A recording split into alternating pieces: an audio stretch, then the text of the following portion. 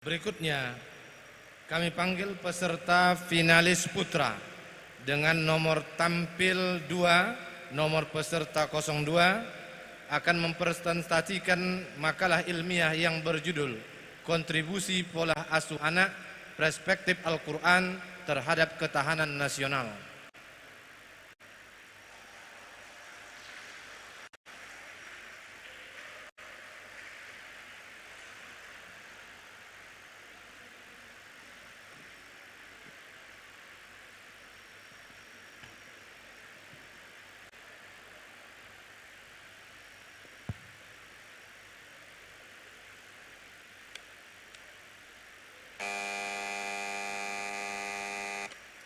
Bismillahirrahmanirrahim. Assalamualaikum warahmatullahi wabarakatuh. Dewan Majelis Hakim yang saya hormati, hadirin yang saya hormati. Alhamdulillahilladzi hadana li hadza wa ma kunna linahtadiya laula an hadanallah. Salatan wassalaman ala Rasulillah. Pada kesempatan kali ini saya NPP 02 akan mempresentasikan makalah saya dengan judul Kontribusi Pola Asuh Anak Perspektif Al-Quran terhadap Ketahanan Nasional. Hadirin sekalian, Indonesia saat ini memiliki beragam permasalahan yang merongrong ketahanan nasionalnya. 3 hari lalu kita digemparkan dengan kasus ini. 3 hari lalu. Grup gay, homoseks di Garut. Isinya adalah siswa-siswa SMP. Ada 3 menurut saya hal menjadi masalah di Indonesia pada saat ini adalah pertama, kriminalitas yang dilakukan oleh anak-anak, demoralisasi dan depresi. Ada kasus-kasus lainnya, tawuran di Pamulang, bom bunuh diri melibatkan anak di Surabaya, siswa membunuh guru di Madura, siswa SMA menjadi bos begal di Palembang, siswa depresi hingga bunuh diri di Blitar. Yang di Blitar ini bunuh diri hanya karena tidak berhasil masuk ke sekolah favorit. Berarti ada yang menarik. Kenapa anak-anak bisa depresi dan terlibat dalam kasus-kasus hukum? Menurut KPAI, pada tahun ini saja 2018 ada 504 kasus. Dan salah satu penyebabnya adalah pola asuh yang buruk. Bayangkan berapa anak yang sekarang tidak betah kuliah sekolah karena terlalu ditekan oleh orang tuanya harus jurusan ini. Akhirnya mengganggu konsentrasinya. Inilah pola asuh, salah satu pola asuh yang buruk sebagaimana terjadi di Blitar. Jadi makalah ini saya akan memberikan tawaran bagaimana pola asuh anak perspektif Al-Quran dan bagaimana kontribusinya terhadap ketahanan nasional. Pola asuh anak adalah metode yang digunakan oleh orang tua untuk membimbing atau mendidik anak dari lahir hingga dewasa. Ada 3, otoriter, demokratis, dan permisif.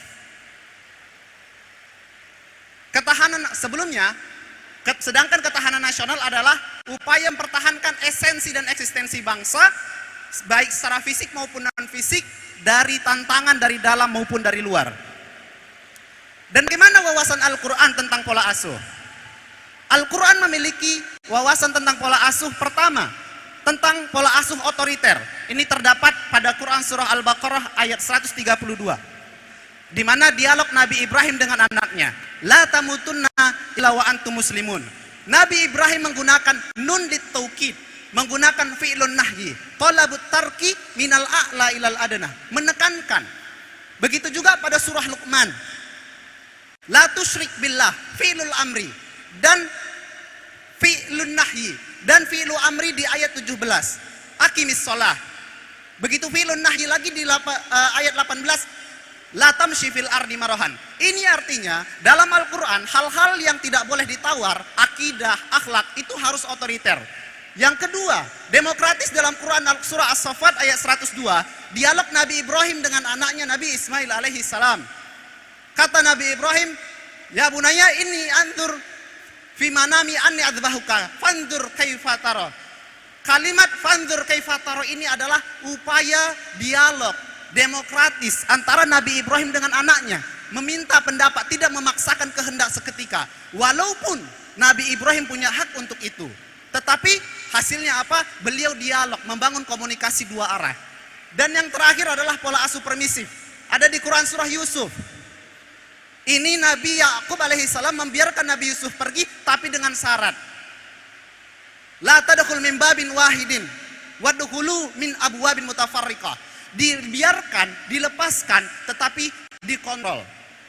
Dan bagaimana ketahanan nasional?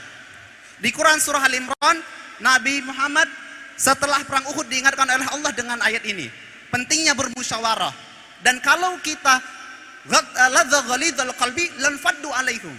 Kalau kita tidak berlemah lembut, maka akan ditinggalkan oleh umat. Dan ini juga terdapat di Quran surah An-Nisa ayat 9, wal yahsal ladzina law taraku min khalfihim dzurriyyatan di'afan.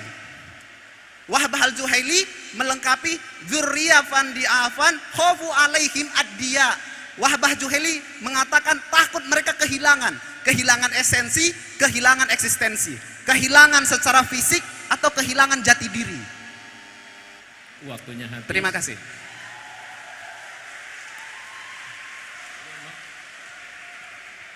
Ya, silakan Dr. Nur Arfia. Terima kasih Bapak Ketua Hakim. Bapak Kalah, saya ingin mengomentari salah satu ayat yang tadi sudah dijadikan rujukan sebagai salah satu ayat yang mengindikasikan tentang penerapan pola asuh otoriter dalam Al-Quran, yaitu surat Luqman ayat 13. Di situ kan wa qala Luqmanu libnihi wa huwa ya'izuhu ya bunayya la tusyrik billah innasyirka lazulmun azim. Bagaimana Anda menjelaskan bahwa ini adalah sebuah pola pendidikan yang otoriter ketika di situ juga ada kata ya bunayya. Ya bunayya adalah panggilan mesra orang tua kepada anaknya. Sehingga di sini kalimat nahi di sini bukan hanya dipahami secara tekstual, tapi berupa anjuran, ajakan agar supaya anaknya tidak bersekutu kepada Allah Subhanahu wa Ta'ala. Kalau saya boleh berkomentar, ini bukan kalimat yang mengajarkan tentang pola otoriter orang tua terhadap anak dalam pendidikan. Yang saya mau tanyakan adalah pendidikan apa atau kecerdasan apa yang sedang diajarkan oleh Luqman kepada anaknya dalam ayat ini? Kecerdasan apa yang ingin ditekankan dalam pendidikan atau pola asuh orang tua terhadap anak? Pertanyaan saya itu. Terima kasih. Terima kasih Ibu atas pertanyaannya. Memang kata ya bunaya, Quraisy Shihab berpendapat bahwa ini adalah panggilan mesra. Tapi konteksnya dalam hal ini adalah konteks akidah. La tusyrik billah. Disampaikan dengan mesra, disampaikan dengan baik, tapi ini adalah fi'lul amri. Fi'lun nahyi, thalabut tarki. La tusyrik billah. Jadi walau bagaimanapun caranya, tapi konteksnya adalah harus ditinggalkan. Makanya itu saya sebut ini dengan otoriter. Dan ini sesuai dengan Quran surah Al-Isra ayat 23-24. Wa qul lahuma qawlan kariman. Komunikasi dua arah itu kata-kata yang baik. Dan juga surah Al-Imran 159, lintalahum, berlemah lembut. Tapi konteksnya tetap ditekankan karena ini akidah. Dan apa yang sedang Luqman ajarkan di ayat ini?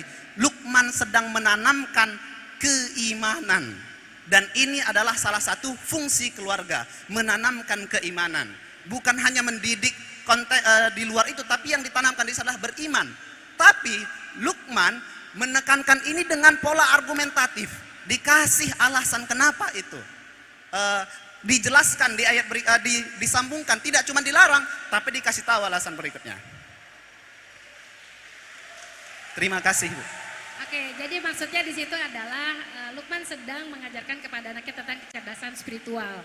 Ini kenapa saya tekankan, karena kecerdasan spiritual yang sekarang sudah mulai banyak ditinggalkan oleh masyarakat modern, itulah yang menjadi faktor utama penyebab berbagai macam permasalahan di dunia ini, sebagaimana yang dikatakan oleh Sayyid Hussein Nasr.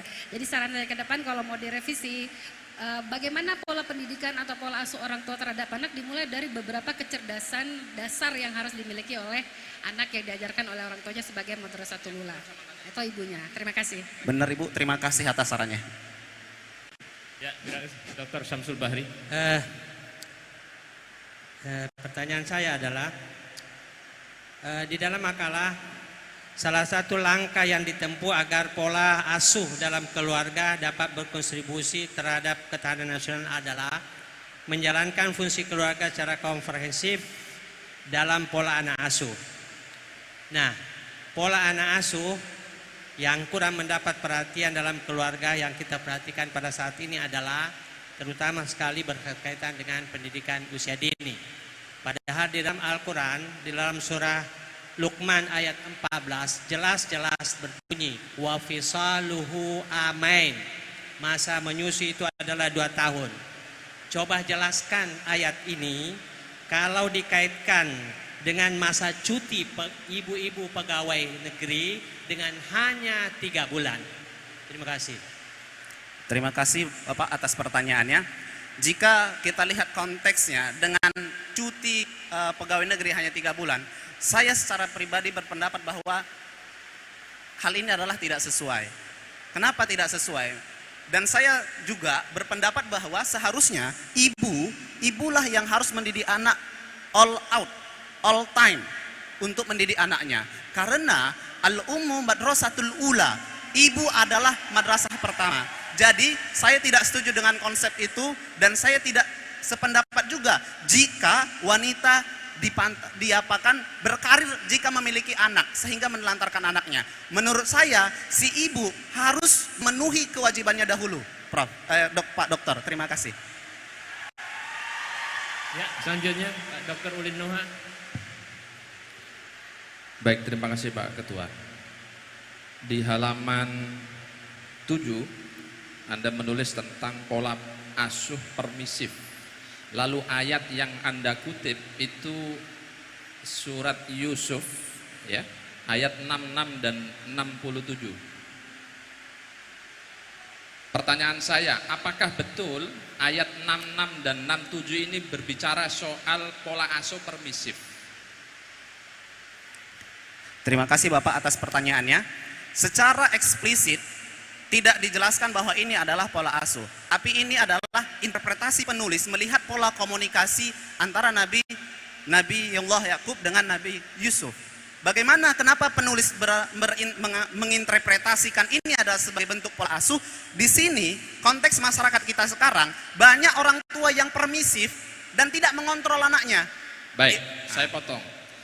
Ini Anda mulai dengan bahwa Nabi Yakub terhadap Nabi Yusuf diabadikan dan seterusnya, ya. Itu Anda kutip di situ dialog antara Yakub dengan Yusuf. Apakah betul ayat ini sedang bercerita dialog antara Nabi Yakub dengan Nabi Yusuf? Terima kasih, Prof. Pada dasarnya di ayat tersebut ada kekurangan di makalah saya untuk konteks itu. Pada dasarnya ini Nabi Allah Yakub sedang berbicara dengan saudara-saudaranya Yusuf dalam konteks mengizinkan Yusuf pergi atau tidak. Itu, Bro. Ya. Terima kasih. Itu ya nanti coba dilihat tafsirnya ya. Ayat sebelumnya, bukan ayat yang ini. Pertanyaan yang kedua. Pola asuh demokratis Anda mengutip ayat As-Saffat 102. Falamma balagha ma'ahu sa'ya qala ya bunayya inni ara fil manami anni adbahuk fanzur madza tara. Ada 2 kata yang beririsan. Ada kata ara, lalu yang kedua ada kata fanzur. Coba Anda jelaskan apa perbedaan antara ro'a dengan nazar dalam konteks ayat ini. Fanzur, unzur dan ro'a, fanzur madza tara. Di sini pertama di fanzur Nabi Ibrahim mengungkapkan dengan fi'lul amri. Sedangkan fanzur madza tara dengan fi'lul mudhari. Ini adalah siyak style atau uslub yang digunakan saking lembutnya pola komunikasi antara Nabi Ibrahim dengan Nabi Ismail alaihi salam. Fanzur, sedangkan ro di sini fanzur madza tara konteks adalah pendapat. Yang saya pahami di ro'yun atau ro'ayaro adalah pendapat. Apa pendapatmu? Sedangkan fanzur ini adalah yang fisikal. Itu Pak, terima kasih. Dr. Ahmad Sunhaji. Dalam makalah Anda menawarkan electric approach sebagai solusi. Bagaimana Anda mencontohkan electric approach dalam konteks keluarga masa kini, di mana generasi Z yang cenderung lebih terbuka dibanding generasi yang lalu? Terima kasih Bapak atas pertanyaannya. Yang saya tawarkan adalah solusi Al-Quran adalah eclectic approach.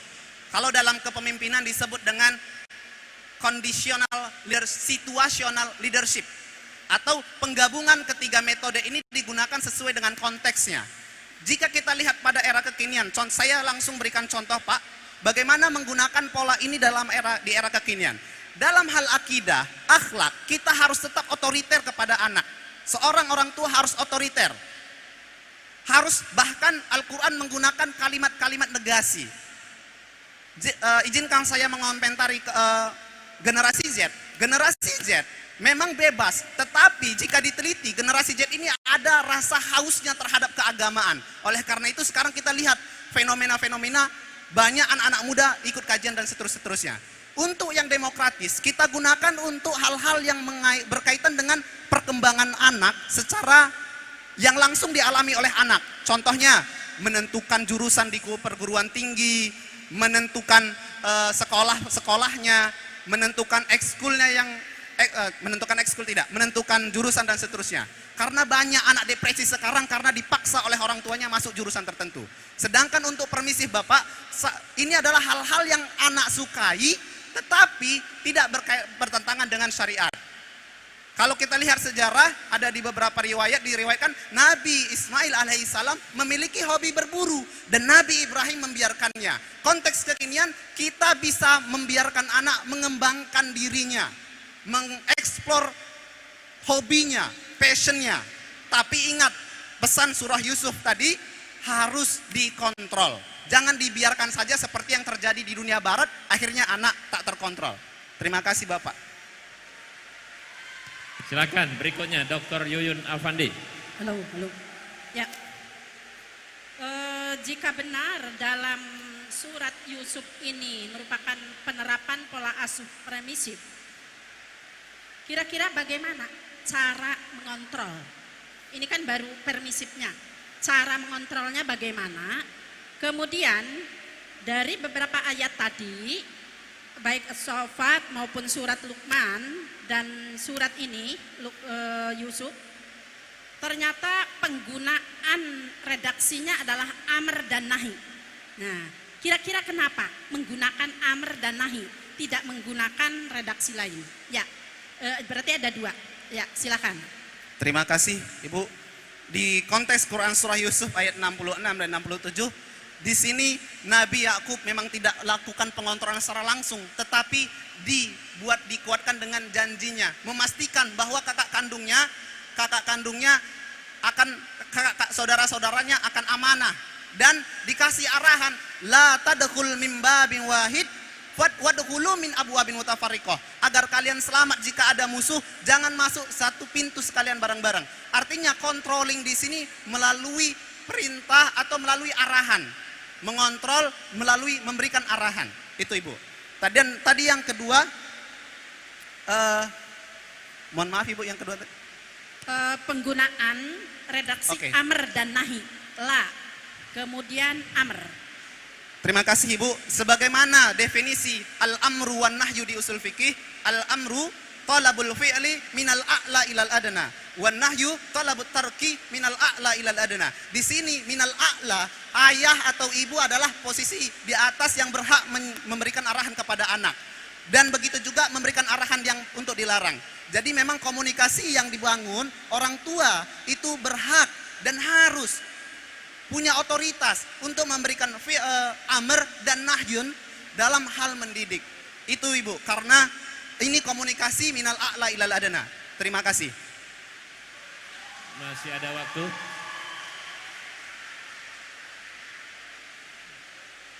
Dr. Suprapto. Ya, makasih. Saya ingin Anda menyebutkan contoh konkret dalam penguatan pengamalan agama menggunakan eclectic approach. Terima kasih Bapak. Kalau kita lihat konteks yang saya sampaikan sekarang adalah salah satu bentuk dari pengamalan agama, pengamalan ayat-ayat Al-Quran dalam pola asuhana. Hal yang saya contohkan di sini tadi adalah eclectic approach ini kita harus menyesuaikan atau dalam hadis, dalam konsep berdakwah ada yang disebut dengan khatibun nas hasba uqulihim. Kita nggak bisa berbicara hal-hal akademis jika kita pidato memberikan arahan di kampung. Mohon langsung pada contoh konkret dalam pola asuh keluarga terkait dengan penguatan keagamaan. Dalam pola asuh keluarga tadi saya sudah sampaikan beberapa contoh. Untuk otoriter konteksnya dua, akidah dan akhlak. Ini terdapat dalam surah Luqman, kalau akhlak terdapat di ayat ke-18 dan 19. Wala tamshi fil ardi marahan. Dan sedangkan untuk demokratis adalah hal-hal yang berkaitan dengan hak asasi anak, hak pendidikan, ini didiskusikan. Sedangkan untuk permisif pada aspek penguatan keagamaan. Oke, Bapak. Saya berpendapat bahwa memberikan pendidikan anak dengan saya sampaikan tadi pada akhirnya akan menguatkan keagamaan anak juga. Karena jika terbentuk insanun soleh, akan terbentuk juga usrah solihah dan mujtama as-soleh. Terima kasih. Ya, selanjutnya saudara tadi sudah menyebutkan bahwa dalam soal akidah orang tua harus otoriter. Ada ayat lain yang mengatakan la ikraha fiddin. Bagaimana Anda memberi jawaban ini? Jika saya diberikan kesempatan untuk mengomentari ayat ini, la ikraha fiddin, sini konteksnya bukanlah dalam pola asuh. Oleh karena itu, la ikraha fiddin seperti yang disampaikan oleh teman saya sebelumnya tadi, dalam bermasyarakat kita tidak bisa memaksakan sebagaimana Quran surah Al-Kafirun, tapi bukan konteksnya dalam pola asuh, Bapak. Ya, cukup. Terima kasih. Kita berikan aplaus peserta yang tampil. Terima kasih atas perhatiannya. Mohon maaf atas segala kekurangan. Assalamualaikum warahmatullahi wabarakatuh.